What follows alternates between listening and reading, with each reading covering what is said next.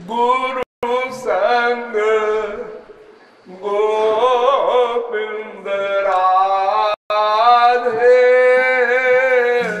नर तन गुरु संग गोविंद राधे प्रेम पिपासा तीनों लक्ष्य दिला दे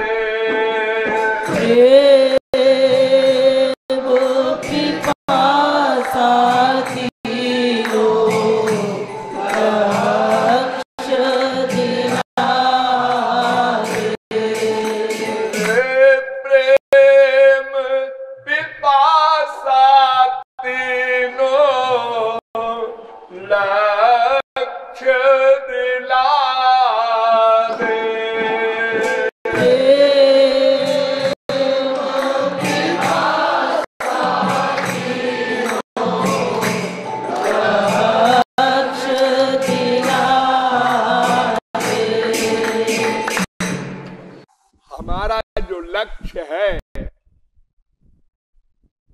उस लक्ष्य को पाने के लिए तीन चीजें परमावश्यक हैं।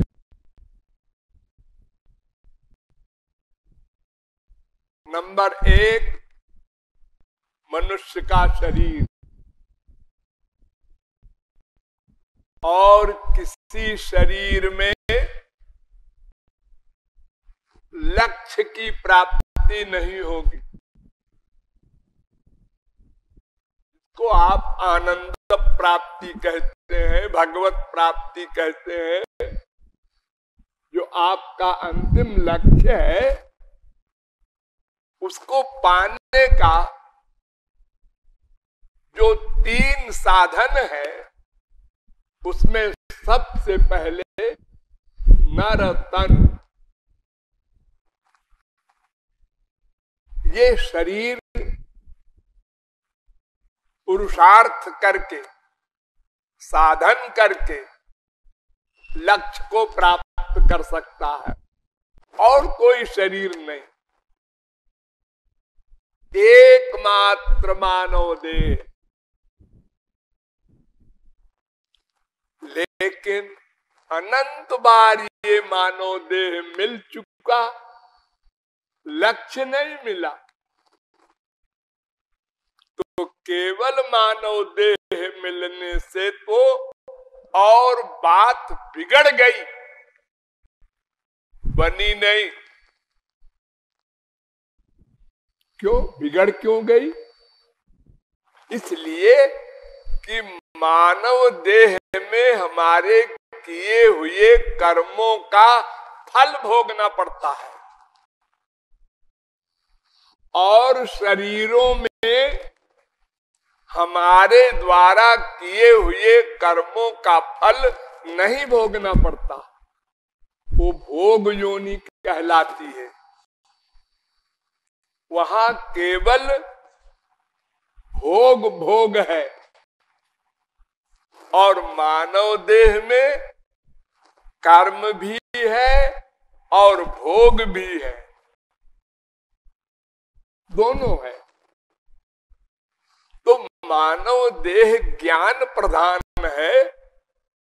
अगर इसको सही दिशा में न लगाया गया तो गलत दिशा में भी बड़ी स्पीड में जाएगा। जैसे पाप, चोरी करना, बात बनाना, दूसरे को दुख देना, तमाम प्रकार के पाप आप जानते हैं। ये पाप मनुष्य जितनी सफाई से कर सकता है, कुत्ता, बिल्ली, गधा कैसे करेगा? कुत्ता चोरी क्या करेगा?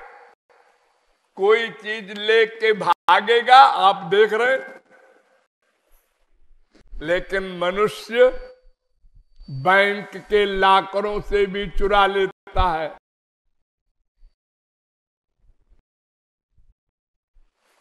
उसमें ज्ञान प्रमुख है। तो पाप करने में ज्ञान की आवश्यकता है, जैसे शुभ कर्म में ज्ञान की आवश्यकता है, ऐसे ही अशुभ कर्म में भी, पाप कर्म में भी जितना अधिक ज्ञान होगा जिसके पास, उतना बड़ा पाप कर सकेगा वो। तो हमने अनंत पाप कर लिए मानव देह में। तो ये मानव देह सबसे बढ़िया और सबसे खराब। सबसे बढ़िया इसलिए कि इसी मानव देह में तुलसी, सूर, मीरा, कबीर, नानक, तुकाराम बड़े बड़े संत हुए। और सबसे खराब इसलिए कि अगर आपने भगवत प्राप्ति का मार्ग नहीं अपनाया तो फिर गलत मार्ग में चलना पड़ेगा। क्यों? एक क्षण को भी आप अकर्मा नहीं रह सकते, चलना पड़ेगा। चाहे पूर्व की ओर चलो, चाहे पश्चिम की ओर चलो, चलना पड़ेगा। एक सेकंड को भी बिना चले आप नहीं रह सकते। तो अगर सही दिशा में नहीं चलेंगे तो गलत दिशा में चलना पड़ेगा। इसलिए सबसे खराब है मानव देह। ये भी वाक्य सही है और सबसे बढ़िया है, ये तो ठीक ही है। इसलिए तुलसीदास ने बड़ा सुंदर निरूपण किया है अपनी रामायण में। नार तनु सम नहीं कावन उदेही, जीव चराचर जाचत जेही। इसके समान कोई और देह नहीं। क्यों? अब देखो रीजन, इसके समान कोई और देह नहीं में कितना छुपा है राज। इसके समान खराब कोई देह नहीं, ये भी अर्थ हो सकता है। और इसके समान अच्छा कोई देह नहीं, ये भी अर्थ हो सकता है। तो तुलसीदास ने बड़ी चालाकी से लिखा कि नारक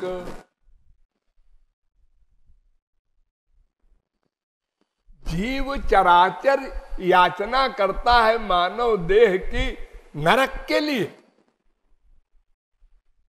अरे ऐसा क्यों लिख दिया? इसकी इंपॉर्टेंस नरक के लिए है नहीं, ज्ञान प्रधान है और मनुष्य लापरवाह है, वो भगवान की ओर नहीं चलता तो फिर नरक की ओर जाना पड़ेगा। पाप करेगा, नरक जाएगा। इसलिए नंबर 1 नरक। और कुछ लोग थोड़े समझदार भी होंगे तो उनको स्वर्ग, एक कर्म धर्म करने वाले, नरक, स्वर्ग। और कुछ लोग और भी इने गिने बुद्धिमान होंगे तो अपवर्ग, मोक्ष, ये 3 चीजें। यानी अशुभ कर्म, शुभ कर्म, अशुभाशुभ कर्म रहित कर्म, ये 3 प्रकार का कर्म होता है। अशुभ कर्म माने पाप कर्म, उससे तो नरक। और शुभ कर्म माने पुण्य कर्म, धर्म, उसका फल स्वर्ग। और पाप पुण्य दोनों न करे ऐसा अकर्म ज्ञानियों का, इससे मोक्ष। और इससे भी बड़ी चीज भक्ति सुख देनी, ज्ञान वैराग्य अनुचर रहेंगे, उनसे युक्त भक्ति, ये चार चीज देने वाली ये नर तनु है। तो बहुत गुण गाया है मानव देह का, वेदों ने, शास्त्रों ने, पुराणों ने, संतों ने सब। क्योंकि फैक्ट है, और कोई शरीर है ही नहीं जिससे हम लक्ष्य प्राप्त करें। ठीक, तो मानव देह नंबर 1। नंबर 2, गुरु संग। गुरु मिलन नहीं, गुरु संग। गुरु मिलन तो अनंत जन्म में अनंत बार हो चुका, हमको गुरु लोग मिले, लेकिन हमने संग नहीं किया। उनके पास गए, प्रणाम किया, लेक्चर सुना, सिर हिलाया, हाँ समझ में आ गया, बात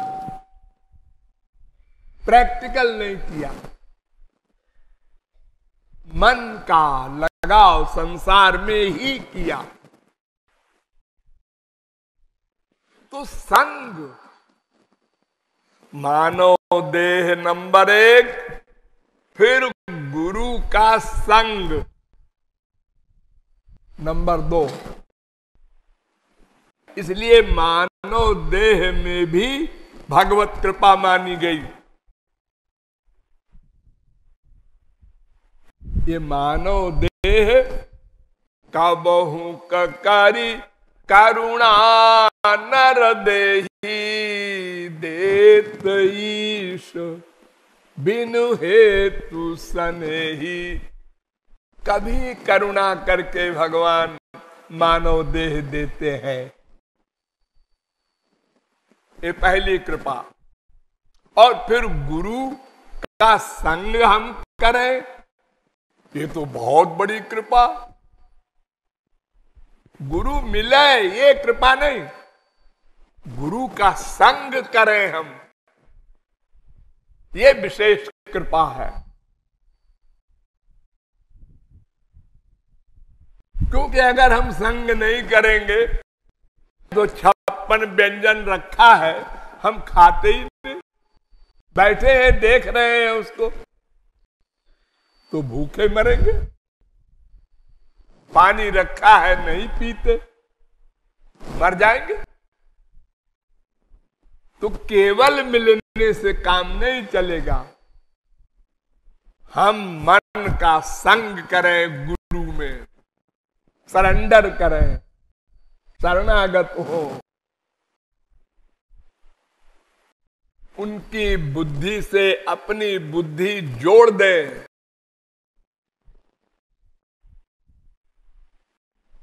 ये दूसरी विशेष कृपा। और यह भी हो गई, अगर भगवान की कृपा हमारे ऊपर हो गई है, अनंत जन्म में अनंत संत मिले, उन्होंने समझाया, हमारी बुद्धि में बैठा भी,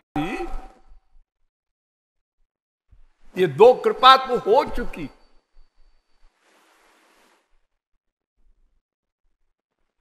उसी का फल है आप लोग बैठे हैं यहां। ये आपका कमाल नहीं है। आप लोग अकेले में सोचिए, आपने क्या कमाल किया जो मानव देह मिला, और क्या कमाल किया जो तत्व ज्ञान मिला। कितने शास्त्रों वेदों का अध्ययन किया आपने। ये 2 कृपा कैसे मिल गई आपको? लेकिन लक्ष्य नहीं मिला। तीसरी कृपा और आवश्यक है, उसका नाम प्रेम की पिपासा, प्यास, यानी खाना खाने की भूख, पाने की व्याकुलता। उसको कोई मुमुक्षा कहता है, शंकराचार्य कोई लालसा कहता है, ये ब्रजवासी लोग, अनेक नाम है उसके। उस प्रेम के पाने की प्यास, भूख, कामना, व्याकुलता, तड़पन, उसके बिना रहा न जाए। प्यास की बहुत सारी लिमिट होती है। किसी चीज के पाने की लिमिट बहुत क्लास की होती है, साधारण क्लास की भी होती है, मिल जाए तो अच्छा, थोड़ा प्रयत्न किया, अरे हटाओ, नहीं मिलेगी। और नहीं, इसको पाना है, और लग गए उसके पीछे। तो ऐसे ही प्रेम पाने की प्यास भी अलग अलग मात्रा की सबकी होती है। वो वैराग्य पर डिपेंड करता है। संसार से हमें कितनी लिमिट में वैराग्य हुआ, यानी ये ज्ञान कितना पक्का हुआ कि ये हमारा नहीं है। ये माँ, ये बाप, ये बेटा, ये स्त्री, ये पति, ये धन, ये संसार आत्मा के लिए नहीं है ही नहीं, से मतलब ही नहीं है एक पॉइंट भी। हम तो दिव्य आत्मा है, भगवान के अंश है। संसार तो माया का मटेरियल है। ये शरीर के लिए भगवान ने बनाया, हमारे लिए नहीं बनाया। ये बात हर समय हर जगह 100% बैठी रहे।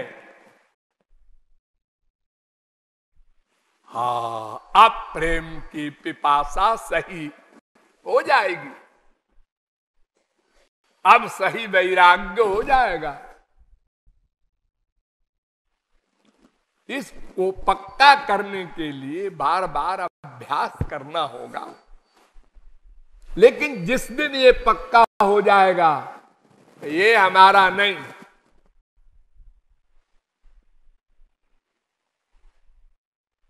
आज वो गया, हाँ क्यों जी, जब वो मरा होगा, शरीर छोड़ के जा रहा होगा, तो सोचता होगा ये माँ भी छूटेगी, बाप भी, बेटा बेटी भी, ये हमारी बनाई बिल्डिंग, ये सब छूट जा रहा है, मैं अकेला जा रहा हूं, अरे ये सब हमारे। कैसा लगता होगा उसको। अरे वो समय भी आएगा आप लोगों का भी, तो उस समय आप लोगों को कैसा लगेगा सोचो। अकेले में कि जब अकेले जाऊंगा कोई साथ नहीं होगा, हमारा कर्म साथ होगा, जो हमने साधन किया है अच्छा बुरा, वो साथ जाएगा, उसी का फल मिलेगा।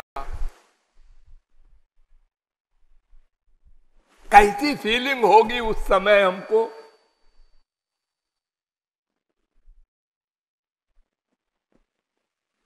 तो प्रेम की प्यास जितनी तेज हो, उतनी जल्दी लक्ष्य मिलता है। दो चीज तो हमको मिल गई, मनुष्य का शरीर और तत्व ज्ञान, गुरु के संग का परिणाम। यानी मनुष्य शरीर मिला और उस ज्ञान में लक्ष्य को पाने का साधन ज्ञान भी मिला। दोनों बातें मिल गई। अब तीसरी चीज पैदा करना, ये हमारा काम है। ये न भगवान का काम है न गुरु का काम है। भगवान ने अपना काम कर दिया, मानो देह दे दिया, गुरु से मिला दिया। गुरु ने अपना काम कर दिया, आपको तत्व ज्ञान करा दिया। जो लाखों करोड़ों वर्ष में आप शास्त्र वेद पढ़ के न समझ पाते, तो उसने चुटकियों में करा दिया। अब इसके आगे तीसरा काम आपका, वो भक्ति करना, उपासना करना, साधन करना, मन को भगवान में लगाना। ये जो साधन है, भक्ति है, ये भगवान नहीं करके देंगे, ना कोई गुरु करके देगा। क्यों? अगर वो करके दे सकते तो अनंत कोटि ब्रह्मांड ही क्यों रहता। अरे देखो, भगवान का एक गुण है सत्य संकल्प। अपहृत पापमा विजरो विमृत्युर विशोको विजघत्सो पिपासा सत्य काम, और अंतिम सबसे बढ़िया गुण सत्य संकल्प। यानी भगवान ने जो सोचा हो गया, करना वरना नहीं। ये तो इसे लिख दिया वेद में कि स्मितम वीक्षितम, भगवान ने देखा, भगवान मुस्कुराए। अजी नहीं, मुस्कुराना फुस्कुराना कुछ नहीं, बस सोचा। ये तो करना पड़ेगा भगवान को। सो कहा मैं, अब उसने सोचा, बस हो गया। जो सोचा हो गया। सृष्टि हो जा, हो गई। प्रलय हो जा, हो गया। रक्षा हो जा, हो गया। शरीर बन जा, बन गया। शरीर समाप्त कर दो, निराकार हो जा, हो गए। जो सोचते हैं वो हो जाता है। ये उनका एक गुण है सबसे बड़ा। और ये गुण संतों के पास भी है। भगवान के पास जो गुण होते हैं ना, ये आठों, ये सब महापुरुषों को भी दे देते हैं 100%।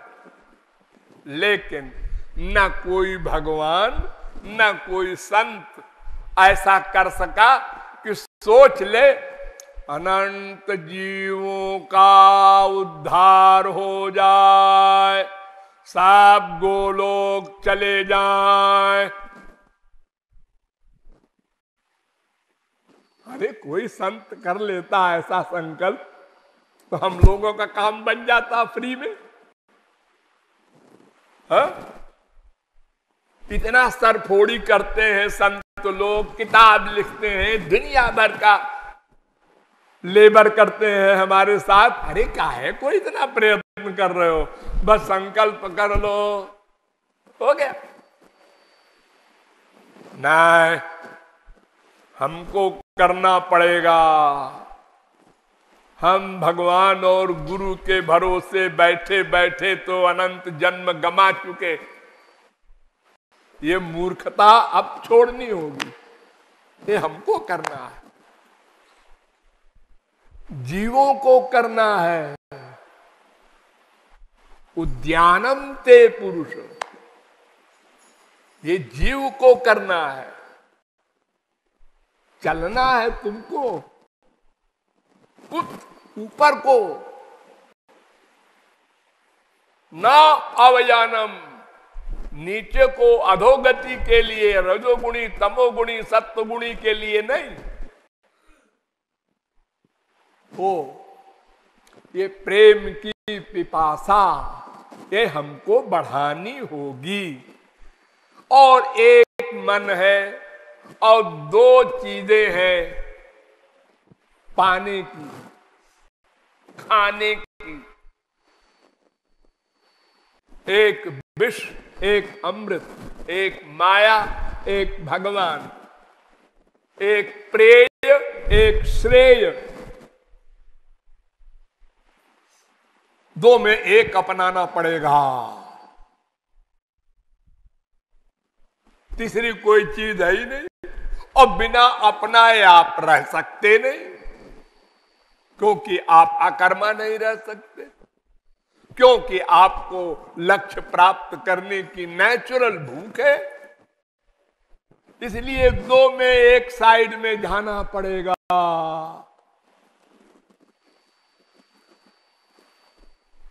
तो सही साइड में जाकर सही लक्ष्य प्राप्त कर लो। तयोः श्रेय आददानस्य साधु भवति, साधु भवति, वेद कह रहा है।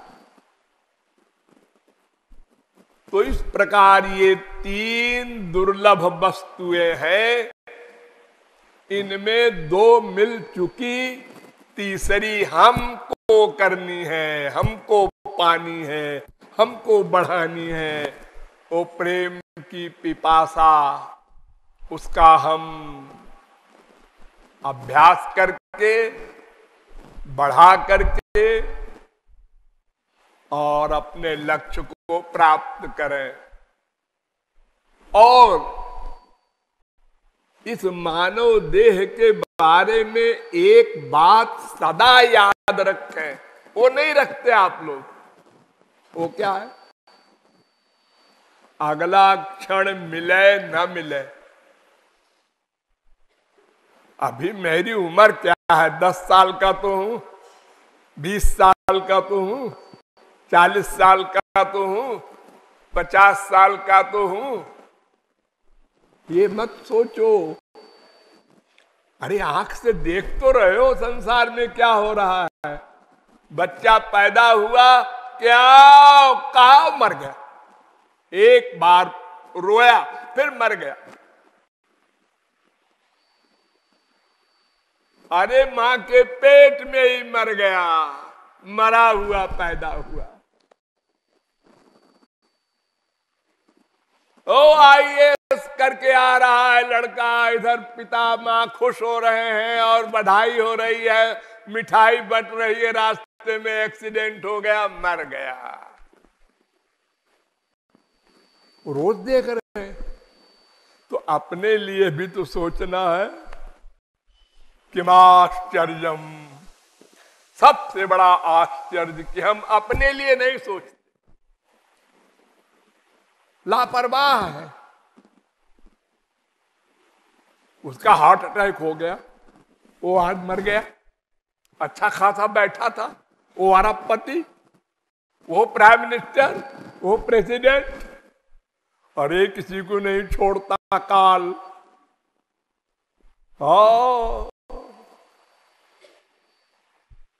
राजा, रंक, फकीर, संत कोई हो, जाना होगा, शरीर छोड़ना होगा, और कब ये पता नहीं।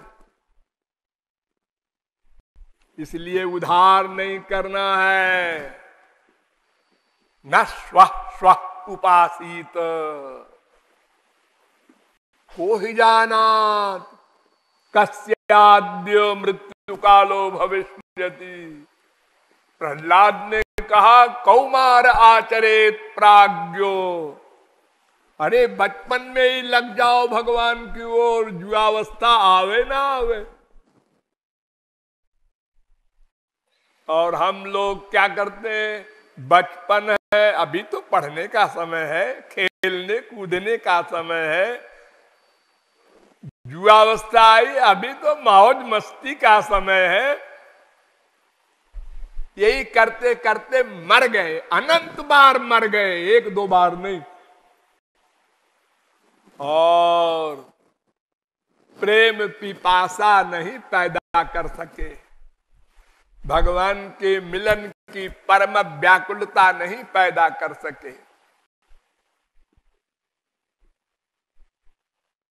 इसलिए इन तीनों बातों को समझना है, बार बार विचार करना है और बार बार संसार से मन को हटाकर लक्ष्य की ओर लगाना है। अभ्यास से ही काम होगा। और अगर ऐसा नहीं किया तो सर्गेषु शरीरत्वाय कल्पते, करोड़ों कल्प 84 लाख में घूमना पड़ेगा। अनंत जन्म घूम चुके, आगे भी घूमना पड़ेगा। हमारी जिद नहीं काम देगी। है जी, हम झगड़े में नहीं पड़ते, जो मन में आता है वो करते हैं। ठीक है, जीव कर्म करने में स्वतंत्र है, मन में आए सो करते जाओ, लेकिन फल भोगने में परतंत्र है। फल भोगना पड़ेगा भगवान के अनुशासन के अनुसार। वहां नहीं चलेगी, हम नहीं भोगते जी ना। जो जस करई सो तस फल चाखा। इसलिए सावधान होकर उधार न करके हम लोगों को साधना में तत्पर होकर के अपने लक्ष्य को प्राप्त करना चाहिए। शेष फिर लाडली लाल की